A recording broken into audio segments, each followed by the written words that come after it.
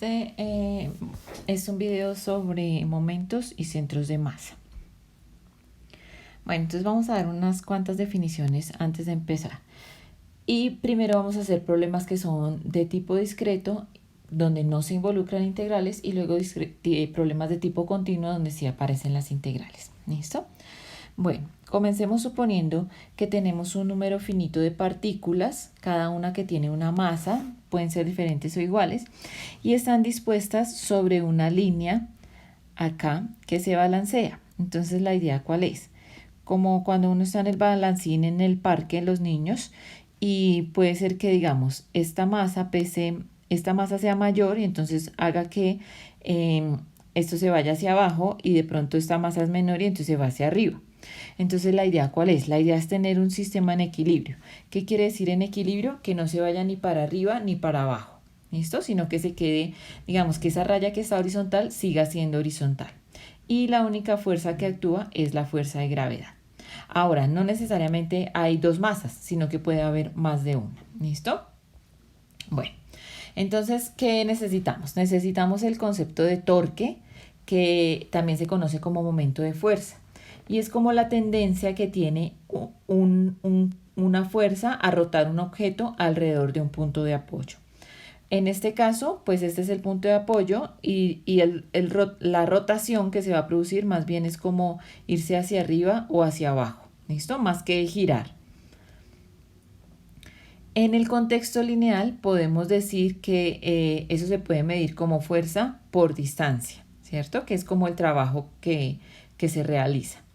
Vamos a llamar torque del sistema a la suma de todos los torques. Entonces, bueno, uno lo que tiene que hacer es encontrar un punto de equilibrio.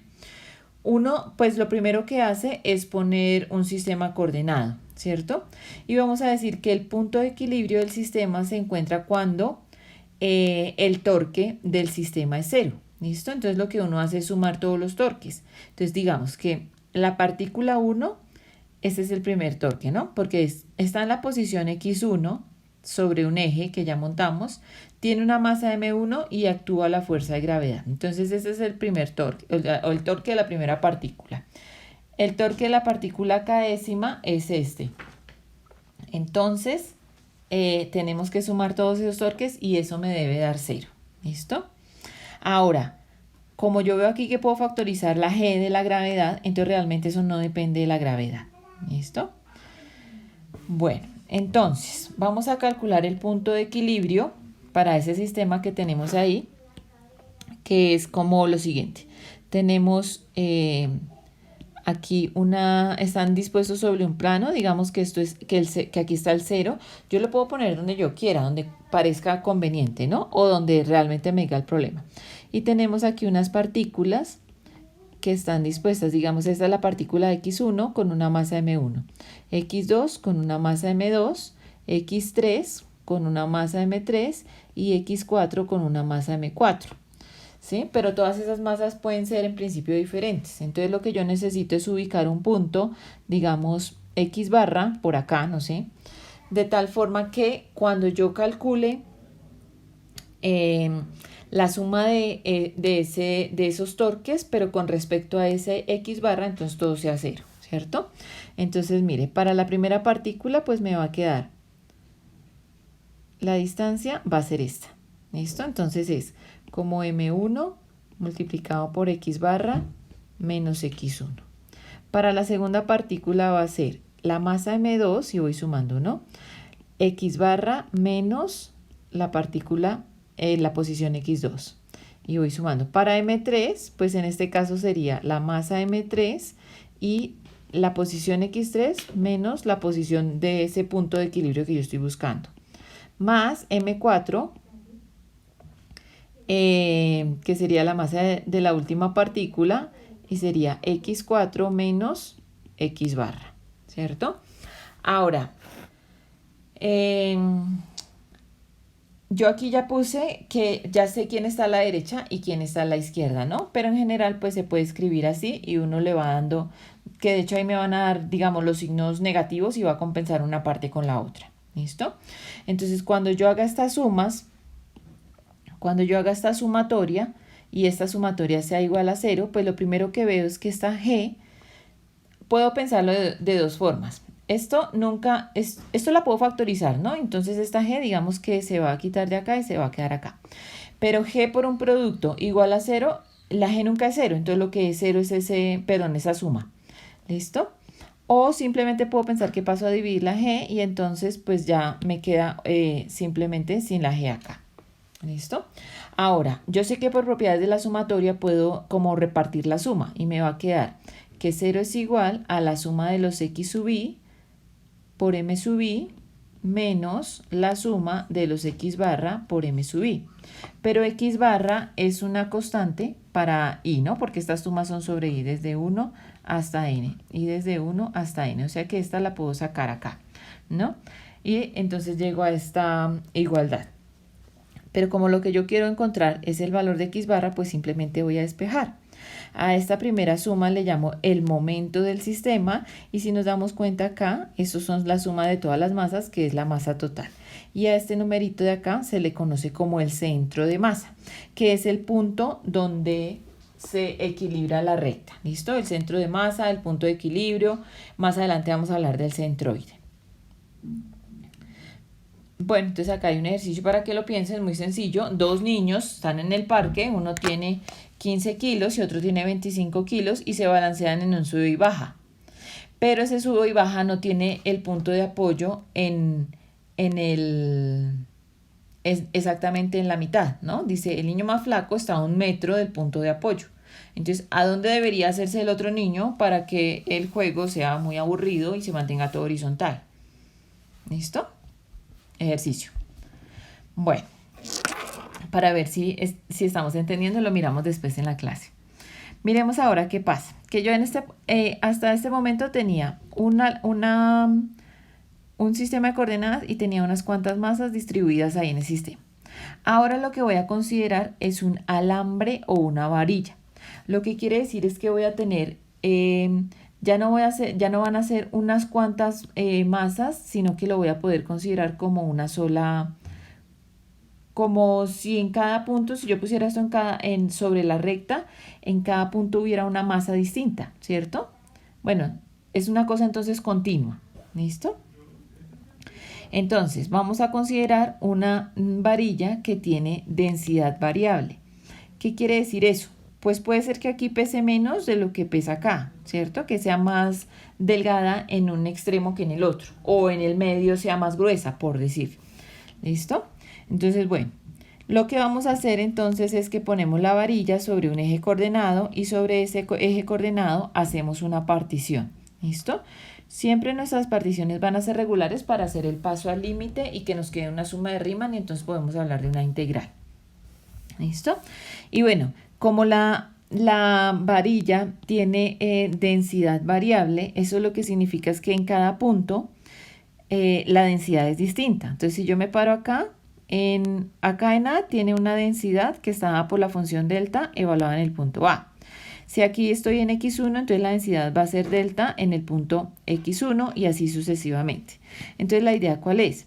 La idea es que yo haga una partición, ¿cierto? Y si tomo este intervalo, pues entonces, como al límite, ese intervalo va a ser tan pequeñito que por acá va a estar xy menos 1 y por acá va a estar xy. Entonces, cada vez ese intervalo va a ser más y más pequeñito. Entonces, lo que voy a poder hacer es escoger un punto muestra, un xy estrella, de tal forma que la densidad sea casi constante en ese intervalo. Y entonces la densidad en ese intervalo esté dada por la delta, la función de densidad, evaluada en ese punto. Como cada vez los intervalos son más y más pequeñitos, los dos extremos como que coinciden con ese punto xy estrella. Y entonces la densidad es como tomar la densidad en un punto. Eso es lo que hace uno. Lo discretiza, o sea, parece que fuera una cosa discreto, pero después toma el límite y entonces sigue en su problema continuo. ¿Listo? Bueno, otra cosa que hay que recordar es que densidad la puedo ver como masa sobre distancia, cuando el problema es lineal, ¿sí? Pero densidad también la puedo ver como masa sobre área, cuando estoy sobre una superficie. ¿Listo? Y eso lo vamos a usar. Y también la que normalmente conocemos es masa sobre volumen cuando estoy hablando de algo sólido. ¿Listo? Entonces, las tres cosas las vamos a usar dependiendo del problema en el que estemos. Entonces, densidad, masa sobre distancia, masa sobre área o masa sobre volumen. Bueno, entonces, ¿qué hacemos? En cada subintervalo de estos considero la densidad constante. ¿Listo? Entonces, la masa, acabamos de decir que la densidad era masa sobre distancia, ¿cierto? Más precisamente, un delta de distancia, ¿listo?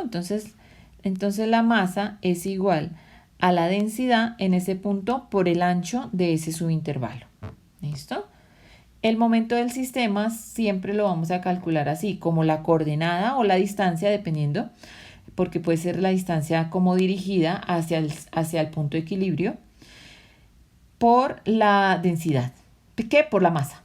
Por la masa. El momento del sistema siempre va a ser la distancia por la masa. Y la masa está en términos de la densidad y el delta de X. ¿Listo? La masa total va a ser la suma de todas las masas, que va a estar dada por esto. Esto es como un delta M, más o menos podría uno escribirlo así, ¿no? Delta M. O delta M sub I. Podría uno escribirlo así. Entonces la masa total va a ser la suma de todas las masas. Y cada una de las masas está dada por la densidad en el punto muestra del subintervalo, por la longitud del subintervalo. Y el momento siempre se calcula multiplicando esa masa por la distancia o la posición. ¿Listo? Entonces, ¿qué va a pasar? Cuando yo haga particiones más finas y lleve el proceso al límite, entonces mire, estas dos cosas en qué se van a transformar. Esto de acá se va a transformar en la integral de ¿quién? Este X estrella es un punto muestra del subintervalo, ese se va a transformar en un X. Esta es la función de densidad, o sea, delta de X. Y este de acá, pues es el diferencial. Entonces, el momento del sistema se va a traducir en esta integral. ¿De dónde? Pues hay que mirar cuáles son los límites para X, desde A hasta B. Y la masa total se va a transformar en la integral de la densidad. ¿Listo? Y el diferencial acá pues siempre va a ser con respecto a X. Entonces, este es el que uno llama primer momento y esta es la masa. Y cuando yo haga el cociente entre el primer momento y la masa, entonces me va a quedar el centro de masa de la varilla. Entonces, la primera aplicación ya de forma continua de las integrales a centros de masa. En este primer ejemplo, el centro de masa de una varilla. ¿Listo? Entonces miremos el ejemplo, cómo se utiliza esto. Supongamos que tenemos una varilla de 5 metros de longitud con un extremo en el origen, o sea que ahí ya me está diciendo dónde la voy a plantar. Y la densidad en cada punto está dada por una función, lo que quiere decir que la varilla es más, puede no ser más gruesa, pero sí más pesada en un extremo que en el otro. ¿De acuerdo? Y eso hace pues que yo tenga que poner el centro de equilibrio no en el centro exacto de la varilla, ¿no? Entonces estamos en algo como lo siguiente. No, aquí está mi sistema y esta es la varilla. Entonces dice que tiene 5 metros de longitud y que tiene un extremo en el origen. Entonces yo le voy a poner acá el 0, este es el eje y aquí está la varilla y tiene 5 metros de longitud. ¿Listo? Entonces, bueno, y la densidad está dada por, la densidad es 1 más X medios kilogramos por metro, ¿cierto? Por ejemplo, ¿cuál es la densidad en 0? Entonces, la densidad en 0 es 1. Quiere decir que aquí la densidad es un kilogramo por metro, ¿cierto? Pero si yo me voy aquí a 5, entonces aquí la densidad en 5 sería 1 más 5 medios, kilogramos por metro, ¿cierto? Entonces sería 2 medios más 5 medios, 7 medios, o sea que acá la densidad es 3.5, o sea, es más pesado aquí a este lado, ¿no? Entonces, por lo tanto, no me conviene poner acá el punto de equilibrio porque quedaría muy, como que se caería para este lado, ¿no? Como que el peso de este lado lo llevaría hacia abajo. Entonces miremos dónde me conviene poner el punto de equilibrio.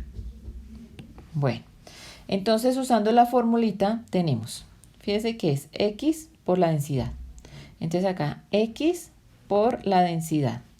X por la densidad. Y abajo solamente la densidad. Yo puse mi sistema de tal forma que un extremo coincida con el 0 y como la varilla mide 5, entonces mis límites son de 0 a 5. Estas integrales, les repito, son muy sencillas en los ejemplos de aplicaciones. En este caso me quedó x por 1x, la integral x a la 2 sobre 2. Por este me queda x al cuadrado sobre 2. La integral sería x a la 3 sobre 3 multiplicado por este 2, entonces sobre 6. Evalúo entre 0 y 5. Bueno, si las cuentas están bien hechas, entonces esto da 80 y esto en el denominador tengo la integral de 1 es x y la integral de x medios sería x a la 2 sobre 4. Evalúo entre 0 y 5 y si las cuentas están bien hechas, entonces esto me da 27. ¿Cuánto es 80 sobre 27?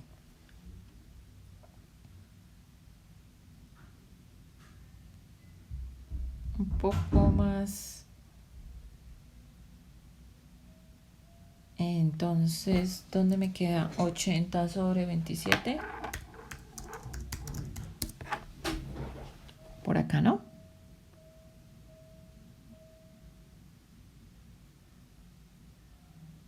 Digamos. Pero no me dio exactamente en la mitad, ¿no?